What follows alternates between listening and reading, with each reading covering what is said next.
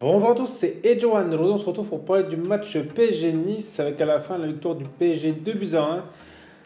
Dans un match honnêtement qui fut très compliqué et qui, pour moi, justement, ce match il montre un peu tous les défauts du PSG. En tout cas, peut-être pour moi, les erreurs de recrutement qui est au mercato.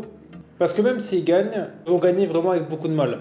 Alors, déjà, ça commence en premier temps leur problème, c'est-à-dire que en soi, ils vont pas si mal se débrouiller que ça, mais Nice va comme leur poser des problèmes. C'est-à-dire que les plus grosses occasions, on va dire les plus faits de jeu marquants, parce que je ne vais même pas plutôt parler d'occasion, parce que c'est que Nice ont été totalement maladroits dans le but, mais en tout cas c'était plus Nice, on va dire, qui était dangereux.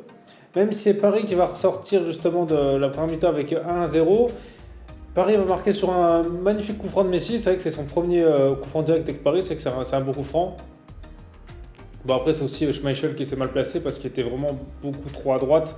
Et la doublité, c'est sûr que si Messi la mettait là, c'était fini. Mais bon, il fallait la cadrer. Donc c'est vrai que ça enlèverait un beau but de Messi parce qu'il fallait déjà la cadrer. Très peu de joueurs sont capables de le faire. Donc voilà, c'était quand même un beau but. C'est bien qu'il marque sur coup franc. Peut-être ça peut faire encore une nouvelle arme au PSG parce que c'est vrai que Neymar, c'est un petit moment qu'on a pu mis. Et c'est comme une arme qui peut justement sauver certaines situations, comme par exemple justement ce match-là. Ça, on va dire, c'est des matchs pièges où il y a justement c'est une action individuelle qui permettait de prendre l'avantage. Alors le problème qu'il y a eu en première mi-temps, c'est que malheureusement, à part les exploits individuels donc de Messi ou Neymar, il n'y avait rien du tout. C'est-à-dire que le problème du PSG, comme là je le répète dans plusieurs vidéos, c'est qu'il n'y a pas de joueur fixateur, c'est-à-dire un attaquant pur qui honnêtement on peut se servir de lui comme relais. Là c'est on prend le ballon et on y va. Et le problème de ça, c'est que ça marche pas tout le temps. Là, la preuve, c'était compliqué, même si c'est vrai que Messi s'en est super bien sorti. Mais il s'en est plus sorti au milieu de terrain parce que c'était pas trop dans la surface qui faisait ça. Et au final, on a vu le résultat. C'est-à-dire en faisant ça, ok, ça marche deux, trois fois, mais au final, c'est compliqué de mettre un but. Et là, le remplaçant d'Mbappé est quitté. Voilà, j'ai du mal avec son nom, mais voilà, c'est un nom qui ressemble à ça. Honnêtement, il a été vraiment pas bon du tout. C'est-à-dire que les commentateurs ils ont été très gentils avec lui, mais moi j'ai vraiment trouvé pas bon parce que en fait, je le trouve pas bon parce que je vais le comparer justement au premier match que Moise Kean avait fait avec le PSG et qui avait été quand même pas bon non plus, mais pas bon dans une autre façon. C'est-à-dire que Moise Kean, même si il avait mal joué dans son rôle, au moins il a fait le rôle qu'on lui a demandé. Et là, je sais pas ce que Galtier lui a demandé, mais en soi, il prenait pas la profondeur et il était ni dans la surface. Donc au bout d'un moment, je sais pas à quoi il servait. C'est-à-dire que soit tu es ailier, donc tu essaies de prendre la profondeur, de faire des centres, soit t'es buteur et tu vas dans la surface. Et là, il a fait aucun des deux. Voilà, parce que Moeskin, même s'il était pas bon, mais il était pas bon en tant que buteur parce que c'était pas un poste qu'il avait l'habitude de jouer. Mais après, il a su s'adapter. Là, le jour-là, on l'a vu quelques fois. Moi, je l'ai vu deux fois dans ce match. Je l'ai vu une fois sur un corner où il a mis une tête qui, bon, ça n'a rien donné du tout. Et une autre fois, quand il a essayé de passer sur le côté, ou son dribble, je sais pas ce qu'il a essayé de faire, mais il essayé de dribbler tout seul, hein. Voilà, c'est le même joueur que l'autre qui lui a pris le ballon. Donc, c'est loupé.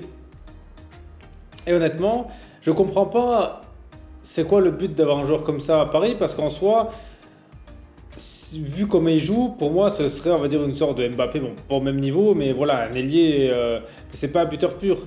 Alors que si on y en a un qui se blesse, en même temps, il pourrait mettre Sarabia à la place. Et ils ont aucun remplaçant pour jouer devant. Voilà, il n'y a, pas, admettons comme un Icardi, voilà, ça il n'y en a pas. Et ils ont dû recruter un joueur comme ça parce qu'honnêtement le joueur là, eh ben, je vois pas qu'est-ce qu'il va apporter. C'est-à-dire que Sarabia peut très bien faire le travail là. Voilà, malheureusement, moi je trouve qu'il apporte rien. Il n'a pas été présent, il n'a pas été du tout décisif. Là, et même à la fin, on va dire, je trouve qu'il touchait plus trop de ballons parce qu'en soi, on avait dit limite qu'ils auraient peur de jouer avec lui, ses équipiers. Que Galtier le sorte aussi, c'est pas pour rien parce qu'en général, quand on fait rentrer un joueur qui est là pour faire tourner, on va dire, l'effectif et que c'est lui qu'on sort, c'est pas bon signe parce que justement, à mon avis, je pense qu'il voulait préserver les joueurs et il aurait dû normalement sortir, je sais pas, Messi ou Neymar, mais non, il sort le jour-là. Donc voilà, c'est un peu dommage parce que c'est que quand on a des transferts, bah, quand il est arrivé, il y en a beaucoup qui misaient sur lui. Bah, moi, honnêtement, je pense que je ne le vois pas honnêtement continuer là. Après, c'est sûr qu'il aura d'autres chances. Mais là, c'est vraiment pas du tout une très bonne impression que j'ai en toi qu'il a laissé justement sur le terrain, je trouve. Et donc après la première mi-temps, il n'y a plus grand chose parce qu'en soi, la première mi-temps, alors en soi, le match, moi, je ne l'ai pas trouvé trop ennuyeux à regarder. Ça allait. Mais en termes d'occasion de but, c'était quand même assez pauvre. Il n'y a pas eu grand-chose. On va dire que Schmeichel, il a fait un seul arrêt après sur Messi. Voilà, il n'y a pas eu grand-chose à faire. C'est que Messi, il a vraiment fait un super match. Et je trouve ça bien, honnêtement, qu'il ait pris on va dire, le leadership du match. Parce que même si Neymar, il était là, mais il était un peu... il avait un peu plus de mal parce que c'est vrai que Neymar, on l'a accusé sur ce match, les commentateurs, de justement en faire trop, voilà, de ne pas passer le ballon aussi vite. Mais s'il faisait ça, c'était pour une raison, c'est parce qu'il voulait qu'il le passe à qui? Parce qu'en général, soit il le passe à Messi ou soit à Mbappé, c'était ça. Là, il n'y avait personne. Donc, si la personne a passé le ballon, bah, qu'est-ce qu'il faut y aller tout seul. Donc, le problème, il était là, c'est qu'il manquait un appui. Et c'est pour ça que là, Neymar il a eu un peu plus de mal, on va dire, à faire son jeu, parce que lui qui fait des super passes, eh ben, malheureusement, il n'avait pas de joueur devant lui pour les faire. Donc, c'était un peu compliqué. Ensuite, en deuxième mi-temps, bah, là, Paris, je ne sais pas ce qui va se passer, mais ils vont se prendre des buts dès le début. Voilà, au bout de 1 ou 2 minutes de jeu, j'ai pas compris ça. Franchement, ça craint un petit peu. Ça, c'est surtout un manque de concentration parce qu'au niveau là, normalement, on ne se rend pas à but si vite.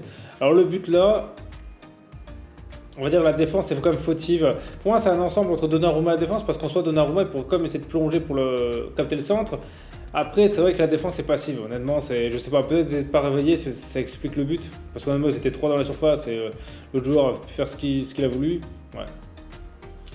Et ensuite, c'était compliqué, c'est-à-dire que Paris, bah, ils vont vraiment galérer à revenir.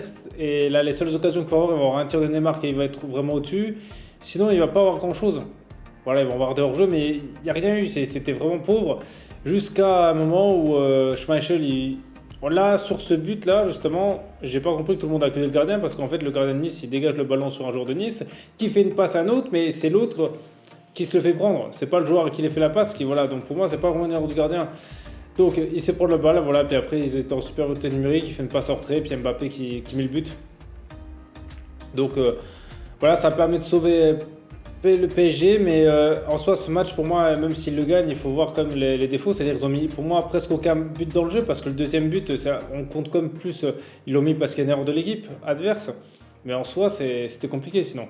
En soi, le but, c'était de gagner, parce que c'est vrai que là, après, ils ont un match de Ligue des Champions, ils reviennent d'une trêve internationale, donc c'est que c'est pas simple de se remettre dans le bain, mais bon, c'est quand même un match qui montre que il peut avoir des difficultés. En plus, Nice, ça m'étonne comme qu'ils soient si loin en classement, parce qu'ils ont comme des super joueurs sur le terrain, honnêtement. Ils ont une belle équipe entre Ramsey, Dante, Barclay, Schmeichel, c'est comme des bons joueurs, quoi.